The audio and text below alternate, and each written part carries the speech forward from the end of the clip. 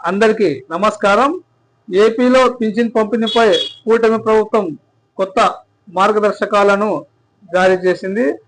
ఏమిటంటే పింఛన్ తీసుకునేవారు ఒక నెల 2 నెలలు తీసుకోకపోయినా 3వ నెలలో మొత్తం 3 పింఛన్లు ఒకేసారి తీసుకునే వెసులుబాటు చేసింది.